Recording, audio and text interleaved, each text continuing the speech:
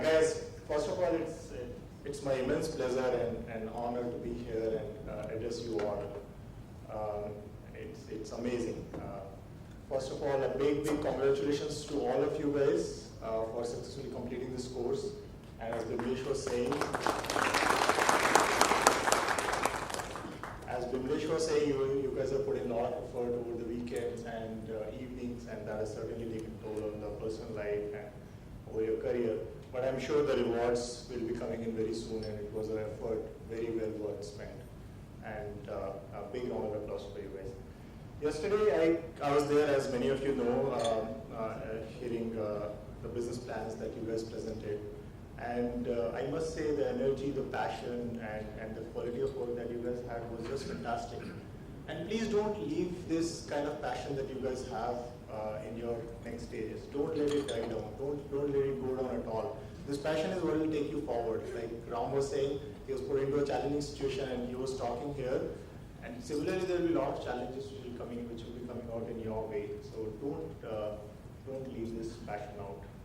Big good luck to all of you guys.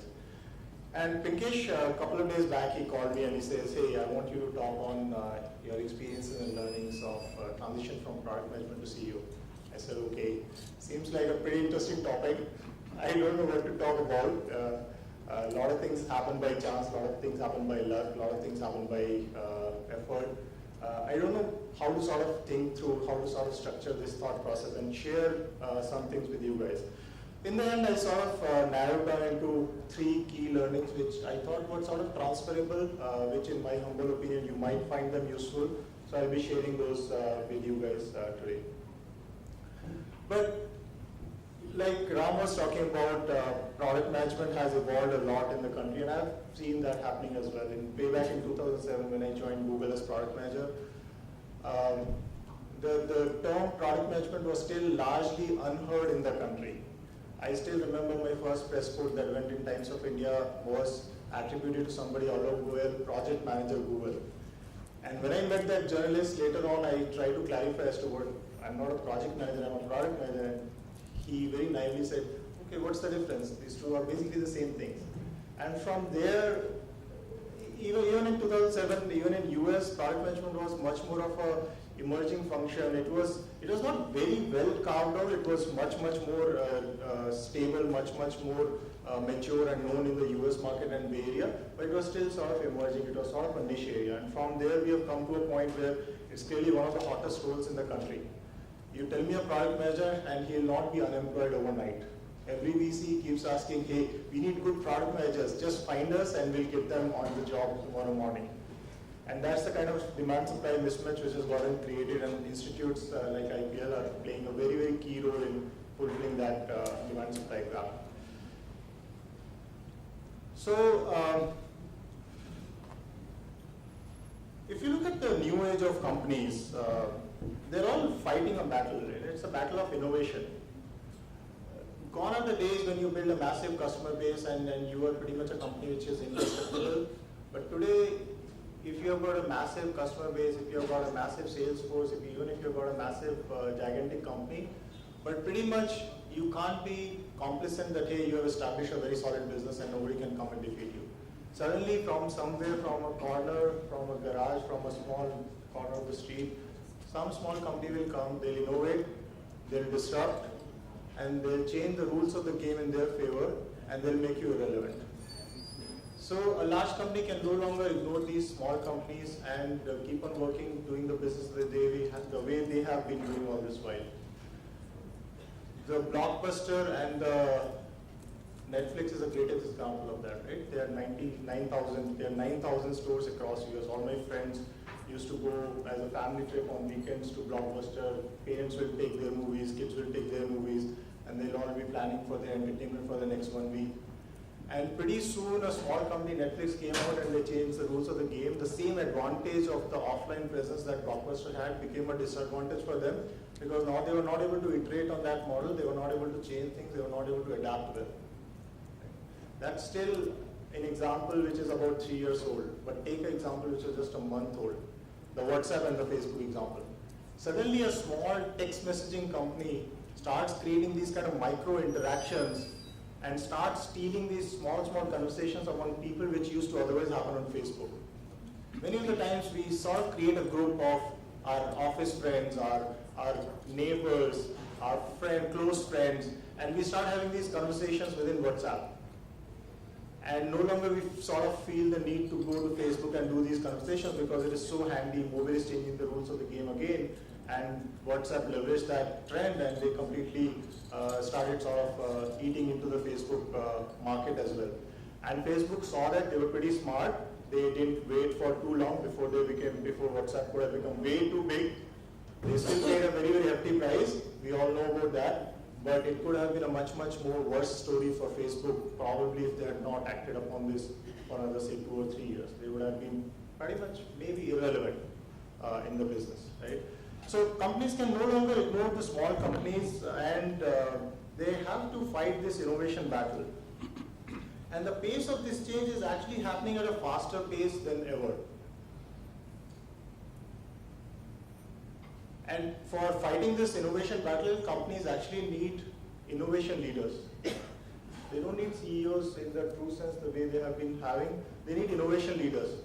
And in my view, innovation leaders are nothing but product leaders. Product leaders, in my view, I'm a big fan of product management area, so my views are way too biased towards product management, but still, product managers are those guys who are change agents, who are thought leaders, who bring about the change and create value through innovation.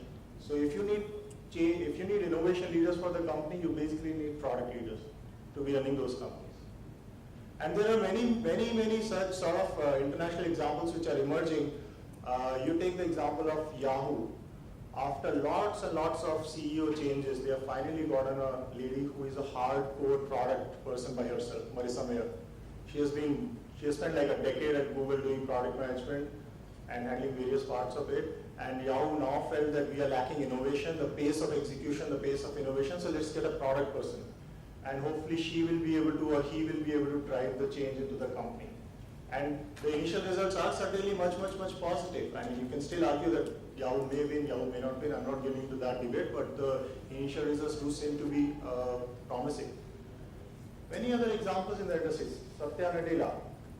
Steve Jobs was the greatest product guy himself. So these companies are now realizing that in this new age of battle, where battle is being fought around innovation, I can't ignore it, and hence product guys are actually taking the center stage, and they are coming onto the CEO stage and overall company leadership stage. And there are two more characteristics which, in my view, today's companies need, which were not that relevant earlier. One is having a journalist characteristic, where problem-solving attitude is much more important than a specific functional knowledge. And the second thing is being able to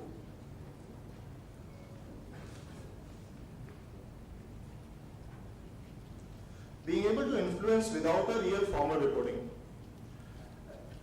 I've been hiring now for about a year and a half. It's incredibly difficult to hire people, retain them, set up a common vision, execute. Gone are the days when we used to just execute whatever our CEO or whatever our manager would tell us. But today people actually want partnership into the thought process. People want partnership into the setting of the vision. People want full sort of partnership as employees. And hence leadership beyond just a formal reporting is extremely crucial at that point of time, because yes, formal reporting is all fine, but you have to really convince that guy from the bottom of the heart in order to get convinced to your vision. And unless that happens, he's not going to put his full effort, and you're not going to win as a team. Right? So these two characteristics are very natural for the product managers, and in fact product managers are sort of groomed for these kind of roles, for these kind of characteristics. And so that raises a question of what makes a good product manager, which is sort of the fundamental question which will emerge. If we say product management is the key function, it is going to take the center stage, it is the new trend, what is it that makes us as a good product managers? What are those things that we do well which will make us a good product managers? In my view, sort of product management is more of a philosophy and a style of thinking. It is not a specific skill set. It is not a book. It is not a specific course, but it is much more of a hands-on learning. If you surround yourself with good quality people, good quality product people, the way they work, you observe them and you work with them, and over time you actually become good quality product managers. That's the way I think about this function. It is not a specific training or that kind of a thing. It's something that you learn. It's not something that you get trained for. That sort of is my view on the product management as function. So coming on to the three things that I was thinking about, which have sort of worked as philosophies for me. These are my philosophies. They are not necessarily the truth statement. They are just things which have worked for me. It's my humble opinion, humble sort of attempt to share those with you guys. So the first philosophy which I have always thought through or made decisions is that learning is of paramount importance. And when I talk about learning, it becomes very difficult when you are getting into the choices or when you are making trade-offs. Many of the times you will make a trade-off where you either have a choice of having a long-term learning or you have an immediate gain of some kind of a promotion or some kind of a career growth or some kind of salary hike or something like that. How do you make a decision at that point of time? Should you go for this? Should you go for the other thing? And I share a great example that is something which I truly respect in my heart. The guy is not here in this forum today, but he was there with us yesterday, Sanjay Jain. He is right now with Khosla Labs. He was a product manager with us at Google, and he had all kind of opportunities at Google in the product management function. But then he left Google and he said, okay, I'm going and joining the Aadhaar project, and he ended up building the largest product for the Indian market. That's the kind of passion for learning that he demonstrated, and I truly respect it from the bottom of my heart. And today he has the credibility of building the most gigantic product ever built in India. Right? And there's no doubt about that. Right?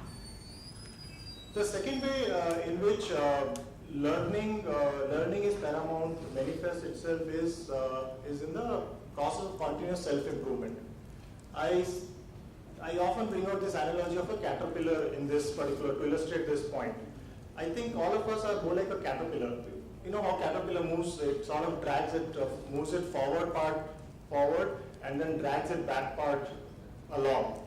So imagine our strengths are those forward moving things and our weaknesses are those drags which are getting created. At the end of the day, you will move forward only because of your strengths, but you will get held up because of your drag. And you can never get rid of your drag. You can only reduce the weight that this drag is putting on you. So if you somehow focus on those continuous improvement for yourself, pick one skill at a time, keep picking something or the other that you're always working on. You never leave the attitude of learning, attitude of improving yourself. That will go a very, very long way. So this was the first philosophy that I wanted to share, the learning is paramount. The second philosophy is be inclined to take risk. If I were to ask a question here, you have a 20%, you pick either of these two choices. 20% probability of making 1,000 rupees or right now take 100 rupees. If you are like most of the general population, you'll make a choice of taking 100 rupees right now instead of taking 20% probability of winning 1,000 rupees. Because you think 100 rupees is much better than chance of winning 1,000 rupees. But imagine I change the problem and I ask you that, hey, we are going to play this game every day for next 10 years. Would you still be making the same choice? I don't know what you are thinking in your mind, but the right thing to do at that point is to actually take a bet every time. Because over 10 years, you will be much, much, much richer because 10% probability of 1,000 rupees is, 20% probability of 1,000 rupees is 200 rupees, which you will make over time. And you are much, much more, much, much richer than a guy who always picks 50 bucks or 100 bucks. I don't know what I said earlier in the discussion.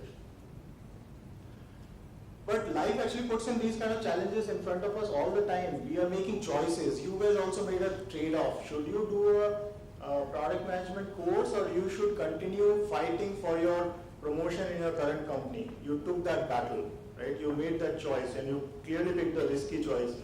But if we keep picking these risky choices, if we are risk lovers, over long time it will actually work out well. I happened to meet Daniel Kahneman, who is a Nobel Prize winner in the area of behavioral economics when I was working at Google in Mountain View. He said, if there's one thing I wish for my kids, it is overconfidence. I really pray God that give overconfidence to my kids so that they are risk lovers, they take risk and they grow well in their career. And that statement is actually very, very true. Every day we make so many choices. Are we picking 200 bucks or we are picking 1,000 bucks battle? is the question that we are answering at the back of our mind day in and day out. It's our choice to make. The third philosophy is pretty much more of learn from others, learn from mistakes, but the mistakes made by others. Because you're pretty much not going to live long enough to make all the mistakes by yourself and learn from them. And learning from others' mistakes is also a very, very cheap thing, right? You pretty much observe the other guy making a mistake, you try to do a root cause, you see what's going on, and then you learn from that. And that's a great, great, cheap and faster way of learning, because you can observe 10 people making mistakes and you'll learn from 10 mistakes in a single day instead of you waiting for 10 days to make 10 mistakes. So it's much, much of a faster learning process.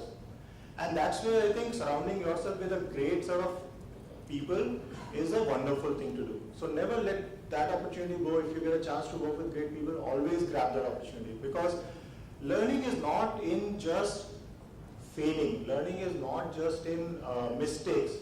Learning is how you think through that mistake and how you react to that mistake. And when you're working with very, very good people, you actually learn how they are reacting to those mistakes, how they are thinking through when they get stuck, when they get into a challenging situation, and how do you come out of that challenging situation is the learning that we need to get, not just failing itself is a learning. So just to summarize, the three philosophies that I was talking about was learning is paramount, be a risk taker,